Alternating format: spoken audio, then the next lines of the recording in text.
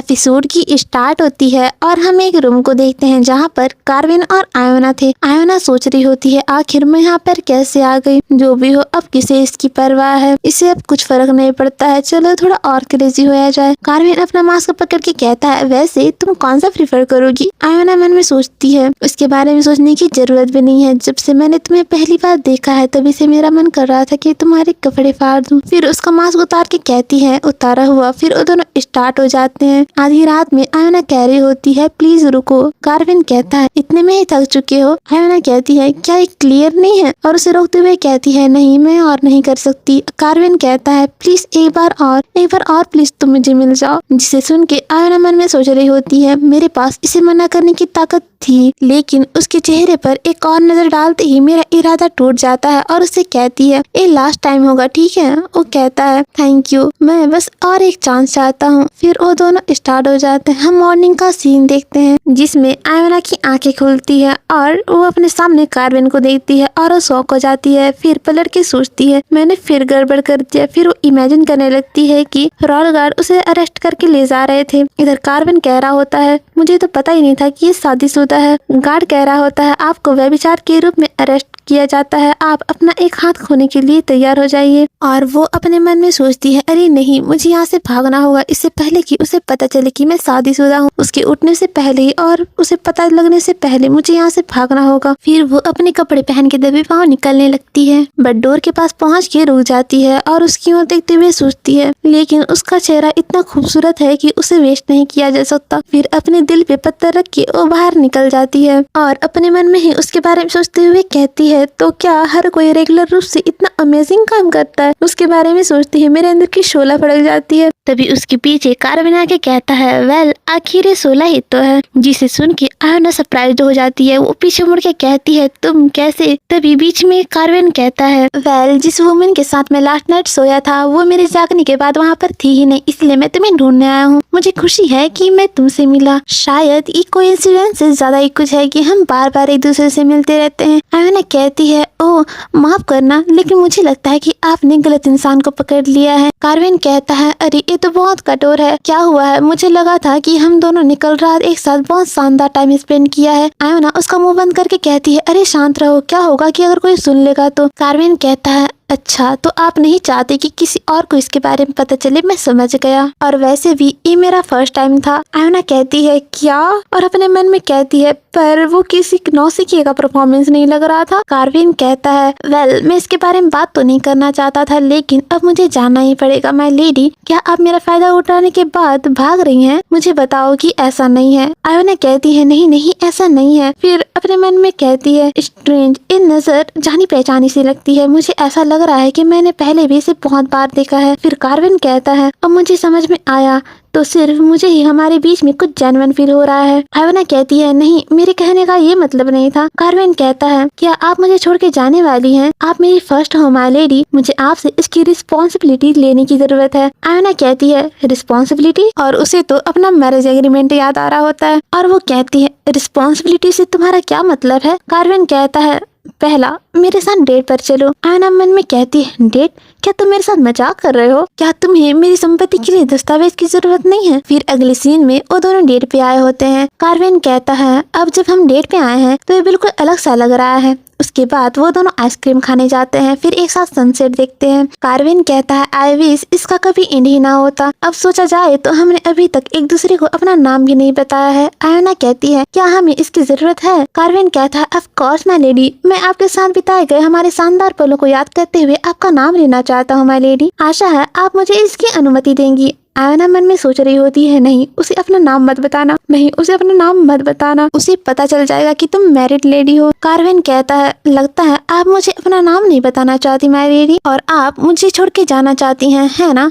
Iona सोचती है मैंने कभी नहीं सोचा था कि ये इतने आगे तक बढ़ जाएगा, मैं बहुत लालची हो गई थी। ये सोचते हुए वो अपने आप को पिंच कर रही थी। कार्विन उसका हाथ पकड़ के कहता है प्लीज अपने आप को इस तरह से पिंच मत करिए, मैं आपके इस प्रीशियस बॉडी पे किसी तरह का दाग नहीं देखना चाहता। आयोना अपने मन में कहती है अच्छा कल रात को तुमने मुझे पिंच करने से ज्यादा ही कुछ नहीं कर दिया था। कार्विन उसके हैंड में किस करके कहता है, मैं आपकी इच्छा का रिस्पेक्ट करूंगा माय लेडी, लेकिन बदले में मुझे बस एक और रात आपके साथ बिताने की अनुमति दें। आयोना को याद आ रहा होता है रंग के हाथ तो पकड़े गई, डिवोर्स फेल्ड, बाद में कोर्ट में समन किया गया, पति इस साल वापस आ रहा है। इन सभी चीजों के बावजूद मैं इस आदमी के आसपास खुद को रोक नहीं पा रही और उसे हाँ कह देती है और मन में कहती है, अभी तो मैं बस वही करना चाहती हूँ जो मेरा दिल कहता है। कार्विन उसका हाथ पकड़ के ले जाते हुए कहता है, चलो पहले वहाँ आसपास देख लेते हैं। अगले सीन में वो दोनों बोर्ड पे होते हैं। कार्विन कहता है, अगर मैं कहूँगी काश मैं इस पल में टाइम को रोक पाता तो क्या मैं दिखावटी लगूंगा? आयोना कहती है, क्योंकि बहुत कीमती है। कार्विन कहता है, बताया नहीं जा सकता, तुम मेरी लाइफ से हमेशा के लिए चले जाने वाली थी, लेकिन देखो तुम अभी मेरे सामने बैठी हो। अगर मैं पूछूं तो आप 16 क्यों आए थे? आयोना अपने मन में कहती है, मैं यहाँ हूँ एक धोखेबाज पत्नी को ढूंढने के लिए। ये कहना मुझे आज तक की सबसे अजीब महिला बना देगी। और तो और मैं खुद एक धोखेबाज पत्नी हूँ। वो टॉपिक को इग्नोर करने के लिए कहती है, वाह उधर देखो, जिसे देखकर कार्विन चुप हो जाता है। फिर वो कहता है, मैं यहाँ अपनी डेस्टिनी को ढूंढने आया हूँ। आयोना कहती है, क्या?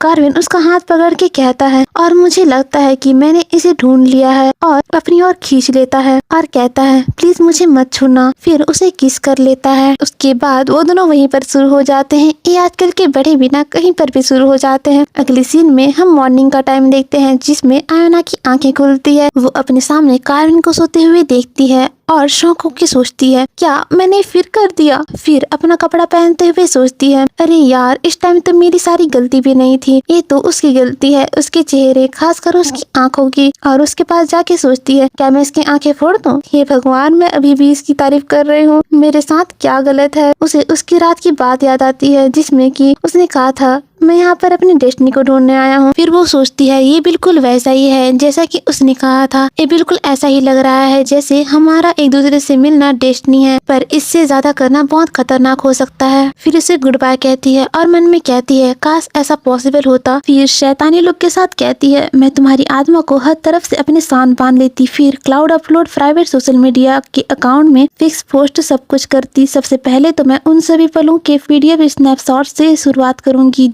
जिन्हें मैंने अपनी आंखों से कैप्चर किया है। फिर सैड होके सोचती है, अरे इसका क्या ही मतलब है, मैं तो मैरिड हूँ। फिर वहाँ से चली जाती है। इधर कार्विन उठ जाता है और कहता है, इसमें इतना परेशान क्यों होना? और मास्क लगा के कहता है, आखिरी में तुम मेरे पास जरूर वापस आओगी। इधर हम ऑस्टिन को देखते हैं जो दौड़ के वहाँ पर आता है और हाँफ रहा होता है। फिर वही बंदा जो पहले आयोना के साथ था उसका कपड़ा पकड़ लेता है। वो बंदा कहता है, ये आप क्या कर रहे हैं वॉइस मास्टर? साइड वाला बंदा कहता है, अरे काम डाउन, ये क्या हो रहा है? ऑस्टिन कहता है, मिस्ट्रेस कहाँ है? वो बंदा कहता है, क्या? ऑस्टिन कहता है, मैंने कहा ग्रैंड मिस्ट्रेस कहाँ है? तुमने कहा था कि वो वापस आ गई हैं। वो बंदा कहता है, ओहो ठीक है, मुझे हिलाना बंद करो, मुझे अभी भी हैंगओवर है, वो जरूर ऊपर होंगी, मुझे छोड़ दो। तो वो साइड वाला बंदा कहता है, मिस्ट्रेस मैंने अभी अभी उसी सराय में जाते हुए देखा था, मुझे पूरा यकीन है कि वो ठीक है, वो बच्ची नहीं है। दूसरा बंदा कहता है, हाँ बिल्कुल सही। तो फिर इस पर इतना गुस्सा क्यों होना? ऑस्टिन कहता है, तुम कुछ नहीं जानते। फिर वहाँ से ऊपर चला जाता है और वहाँ दरवाजा खोल के कहता है, मिस्ट्रेस, पर वहाँ पर वो नहीं होती। वो बेड को टच करते हुए कहता है, ये ठंडा है, वो यहाँ पर 2 दिनों से नहीं थी, तुमने मुझे प्रॉमिस किया था कि तुम यहीं पर रहोगी। पीछे न्यू बंदा आके कहता है, वॉइस मास्टर, ग्रैंड मिस्ट्रेस थोड़ी देर पहले ही यहाँ से चली गई हैं। ऑस्टिन कहता है, क्या? वो न्यू बंदा कहता है, उसने कहा है कि वो ऑफिस लौट रही हैं, उसने कहा है कि हम यहाँ पर अपना काम खुद ही खत्म कर लें। इधर हम आयोना को देखते हैं जो कि घोड़े पर जा रही होती है और अपने मन में सोच रही होती है, ये सभी तीव्र भावनाएं लगातार उमड़े जा रही हैं। जब भी मैं उसके बारे में सोचती हूँ, ये कुछ ऐसा नहीं है जो 2 दिन बातचीत से उभर सकता है। ऐसा लगता है जैसे कोई पराया राज जो बहुत गहराई में दबा हुआ था अब बाहर निकलने लगा है, या शायद मैं जल्दी ही किसी के प्यार में पड़ जाती हूँ। फिर वो कैफे पहुँच जाती है। लॉशन आके कहता है, आप समय से पहले ही आ गए, ऊपर आपका कोई इंतजार कर रहा है, बी केयरफुल। जिसे सुन के आयोना कहती है, क्या? कौन? हम अभी भी ऑफिशियली एक मिशन पे हैं। और उन दोनों को बात करते हुए कोई ऊपर से देख रहा होता है जो कहती है, आयोना आखिरकार हम मिल ही गए। आयोना ऊपर जाते हुए सोच रही होती है आखिर वो वहाँ तक कैसे पहुँचा। इस बिल्डिंग में हिंकल गिल्ड तक जाने का बस एक ही रास्ता है। कैफे से इस सीढ़ी के अलावा और कोई रास्ता है ही नहीं और वो रास्ता को मैजिक के जरिए आम कस्टमर्स के लिए छिपा कर रखा जाता है। और जब हम बाहर जाते हैं तो इस दरवाजे को बंद रखते हैं। फिर वो एक चाकू निकाल के कहती है, अजनबी की इतनी हिम्मत, अब अपनी विनाश के लिए तैयार हो जाओ। और अपने मास्टर को याद करते हुए कहती है, मैं आपको प्राउड करवाऊंगी मास्टर। और उसका मास्टर कह रहा होता है, सबसे अच्छा बचाव छुपकर हमला करना होता है। और वो दरवाजा खोल के चाकू से हमला करती है, बट वहाँ पर कोई था ही नहीं। बट उसके कहीं दूर एक लेडी बैठी थी। वो कहती है रुको, जिसे देखकर आयोना हैरान होकर कहती है, सिस्टर। उसके सामने उसकी बड़ी बहन जोहन्ना होती है। वो कहती है, चुप रहो और चुपचाप बैठ जाओ। आयोना मन में सोचती है, मैं हो सकती हूँ कहेंगी कोरियन मार्शल आर्ट की मास्टर, बट मेरी बहन के पास इससे खतरनाक चीज है और वो है खतरनाक बल। फिर वो नौटंकी करते हुए कहती है, अरे वाह, आप यहाँ क्यों आए हैं? आपको आने से पहले मुझे फोन कर देना चाहिए था ना। मैं अभी अभी एक बिजनेस ट्रिप से लौटी हूँ और हाँ, मैं कुछ दिन पहले ही आपका लेटर पढ़ने ही वाली थी, लेकिन मैंने जानबूझकर उसे इग्नोर नहीं किया था। उसकी बहन कहती है, तेरा प्लान क्या है? आयोना बैठते हुए कहती है, कौन सा प्लान? ये सुन के जोहन्ना टेबल पर इतने जोर से मुक्का मारती है कि टेबल ही क्रैक हो जाता है। फिर वो कहती है, तुम क्या करने वाली हो अभी डिसाइड करो। आयोना कहती है, अरे हमने अभी अभी उस टेबल को फिक्स किया था। जोहन्ना उसकी बात को इग्नोर करते हुए कहती है, तुम्हारे जैसे बेवकूफ इंसान को भी पता चल सकता है कि चीजें इस तरह नहीं चल सकती। आयोना कहती है, क्या आप मुझे पूरी जानकारी दे सकती है? आखिर चल क्या रहा है? जोहन्ना कहती है, जिसे तुम अपने कानों के बीच का सिर कहती हो ना, वो सिर्फ मेकअप और हेयर ब्रश के लिए नहीं है आयोना। आयोना मन में कहती है, ओह मैं समझ गई। अरे बिल्कुल भी नहीं। क्या वो यहाँ पर इसलिए आए हैं ताकि मेरे घर से भाग जाने के बाद वो मुझे घर ले जा सके? वो सही बोल रही हैं। मेरा सिर बस मेकअप और हेयर ब्रश के लिए नहीं है, मेरे पास दिमाग भी है। देखो, मैंने पता लगा लिया कि वो यहाँ पर क्यों आई है, कि यहाँ आने का कारण है मुझे कैप्चर करना। अब मैं सोचती हूँ मैं इस सिचुएशन से कैसे बाहर निकल सकती हूँ। जोहन्ना उसे देखती है, फिर उठ के सीधा सरप्राइज किक करती है, लेकिन उसके मुंह के पास ही रोक कर कहती है, मैं तुम्हें यहाँ पकड़ने नहीं आई हूँ। हे भगवान, तुम बिल्कुल प्रिडिक्ट करने लायक हो। आयोना मन में कहती है, अरे उसे कैसे पता चला? फिर उसका पैर साइड करते हुए कहती है, शांत हो जाओ सिस्टर। जोहन्ना कहती है, शांत हो जाऊं? अब वो कोई रॉयल प्रिंस नहीं रहा। आयोना कहती है, नहीं, वो एक क्राउन प्रिंस है। जोहन्ना कहती है, क्या? फिर कप उठा के चाय पीने वाली होती है, फिर फेंक के कहती है, धिक्कार है, एक खाली है। आयोना चिल्ला के कहती है, क्या आप पागल है? वो खाली था क्योंकि आपने उसे पूरा पी लिया था। अपना गुस्सा खुद पर निकालो, कप पर नहीं। जोहन्ना फिर उसकी बात को इग्नोर करके कहती है, वो क्राउन प्रिंस नहीं है, वो ग्रैंड ड्यूक है। आयोना कहती है, क्या ग्रैंड ड्यूक? क्या इस कंट्री में ऐसा भी कुछ होता है? जोहन्ना कहती है, हाँ, आखिरकार तुम्हें अब समझ में आ ही गया। आयोना कहती है, बिल्कुल भी नहीं। जोहन्ना बताती है कि टेनेब्रिथ एम्पायर के खिलाफ राजद्रोह के आरोप में लास्ट ग्रैंड ड्यूक को फांसी दिए जाने के बाद 200 साल बीत चुके हैं। उनके विद्रोह ने लगभग एक विशाल एम्पायर को घुटने पर ला दिया था। इसके रिजल्ट में ग्रैंड ड्यूक की टाइटल को खत्म कर दी गई। इस तरह की टाइटल जो नाइन्थ प्रिंस को मिलने वाली है, यह तो बस नाइन्थ प्रिंस को काबू करने के लिए सेकंड इंपीरियल काउंसिल की एक चाल है। लेकिन जैसा कि मुझे लगता है कि आखिरी में ये उन्हीं पर भारी पड़ सकता है। इस बार में नाइन्थ प्रिंस ने बड़ी सफलता प्राप्त की है। मुझे पूरा यकीन है कि उसे एक मीनिंगलेस टाइटल देने के बाद वो अपने आप पर काफी प्राउड महसूस कर रही होगी। हालांकि उसने जो किया है वो शाही और कानूनी नजरिए से नाइन्थ प्रिंस को एक आखिरी हिस्सा बना देता है। एक तूफान आ रहा है आयोना, उसकी पत्नी होने के नाते तुम भी उस तूफान से बच नहीं पाओगी। आयोना कहती है, क्या? मैं तो और भी बुरी तरह नहीं फंस गई हूँ। जोहन्ना उसका टकला बजा के कहती है, फिर से वही बकवास, अभी डिसाइड करो कि तुम क्या करने वाली हो। आयोना कहती है, क्या आपको लगता है कि इस मामले में मेरी राय कोई मायने भी रखती है? मुझे तो वैसे भी जल्दी ही रॉयल पैलेस में ले जाया जाएगा। जोहन्ना कहती है, तुम्हें वाकई को समझ में नहीं आ रहा है ना? मैं कह रही हूँ, अगर तुम भागना चाहती हो तो अभी मुझे बता दो, अभी टाइम है। आयोना कहती है, क्या आप सीरियस हो? आप मुझे भागने के लिए कह रही हो? जोहन्ना कहती है, अभी तक तो तुम्हें पता चल ही गया होगा कि मैं मजाक नहीं कर रही हूँ। आयोना कहती है, लेकिन वो कॉन्ट्रैक्ट, अगर मैंने उससे शादी करने से मना कर दिया तो हार्डिन फैमिली की सारी संपत्ति नाइन्थ प्रिंस को सौंप दी जाएगी। जोहन्ना चाय पीते हुए कहती है, उसके बारे में चिंता मत करो, वो मेरा प्रॉब्लम है ना कि तुम्हारा। आयोना खड़े होके कहती है, इसके बारे में सोचें तो आपको पता था कि मैं भाग जाऊंगी। आपको इस पूरे टाइम पे पता था कि मैं कहाँ हूँ और क्या कर रही हूँ, लेकिन आप चुप रहें, आप मुझे किसी भी समय आसानी से ले जा सकती थी। जिसे सुन के जोहन्ना पिघल जाती है और वो प्यार से कहती है आयोना। इधर आयोना सोचती है जोहन्ना हार्डन फैमिली की डचेस है और मेरी आदरणीय बहन भी, फिर भी वो नाइन्थ प्रिंस का मुकाबला नहीं कर सकती, वो उसे रोक नहीं सकती। यहाँ तक कि एम्परर और एम्प्रेस भी उसके हाथों में आ जाते हैं। मैं किसी भी हालत में रॉयल पैलेस में ही पहुंचूंगी। मैं इस प्रोसेस में अपनी बहन और फैमिली को खतरे में नहीं डालना चाहती। फिर वो कहती है कोई बात नहीं सिस्टर, मैं पैलेस वापस जा रही हूँ। जोहन्ना कहती है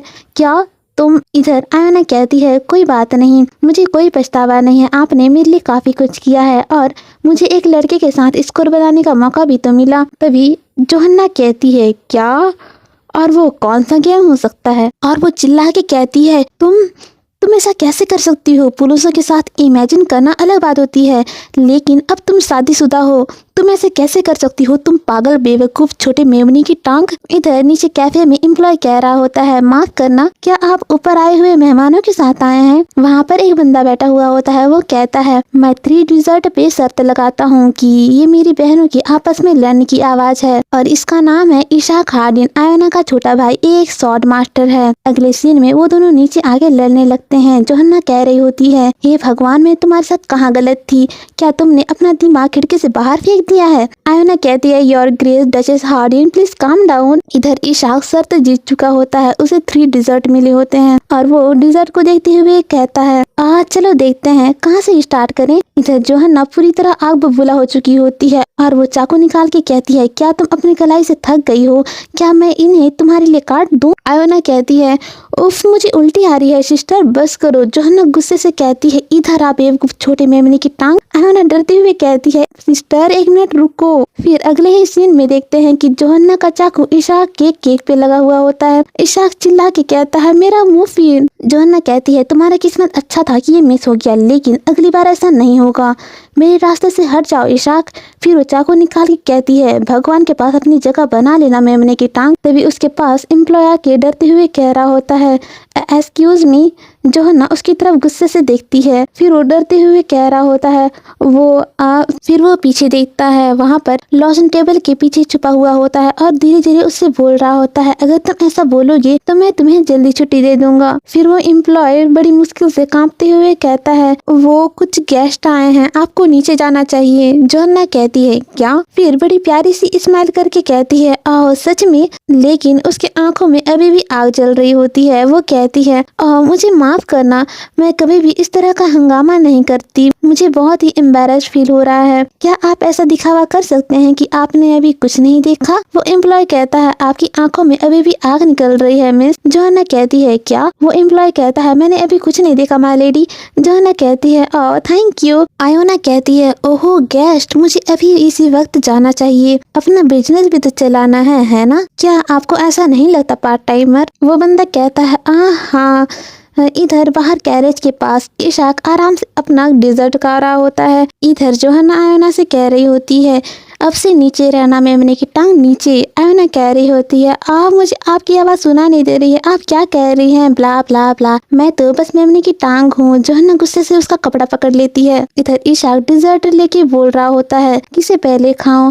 चलो दोनों को एक साथ खा लेता हूँ। फिर वो दोनों को एक साथ खा लेता है। उधर आयोना कैरेज के ऊपर चढ़ के बोल रही होती है एनिमल क्रुएलिटी, यहीं पर एनिमल क्रुएलिटी होती है। नीचे से जोहन्ना कह रही होती है तो तुम्हें क्रुएलिटी चाहिए, मैं देती हूँ तुम्हें क्रुएलिटी। उधर वो दोनों बंदे खिड़की से उनको देखते हुए बोल रहे होते हैं ये लोग कब जाएंगे, मैं तो बस घर जाना चाहता हूँ। ओनर कहता है वेल डन बच्चे। इधर आयोना जोहन्ना को धक्का देते हुए बोल रही होती है मेरे कान बज रहे हैं, जल्दी करो। जोहन्ना कैरेज पे बैठते हुए कहती है मेरी बात याद रखना आयोना, अगर तुम अपनी कलाई को सेफ रखना चाहती हो तो तुम्हें अपने कमरे के एक कोने में ही चिपकर रहना होगा। आयोना कैरेज का डोर बंद करते हुए कह रही होती है हाँ ब्ला ब्ला ब्ला, और इशाक को मार के कहती है तुम भी बेवकूफ। इशाक कैरेज पे चढ़ ही रहा होता है, तभी उसकी नजर किसी पे जाती है। उधर ऑस्टिन दौड़ के आ रहा होता है, जिसे देख के इशाक बड़े ही सीरियस टोन में कहता है वो कमीना वो यहाँ क्या कर रहा है? आयोना कहती है क्या क्या तुम यहाँ पर किसी को जानते हो? तभी ईशाक अपनी तलवार निकालने लगता है। आयोना उसे पिंच कर देती है। वो कहता है और रुको, तुम मेरे स्किन को खींच रही हो। आयोना कहती है जल्दी से गाड़ी में बैठ जाओ। फिर वो दोनों को कैरेज में बिठाने के बाद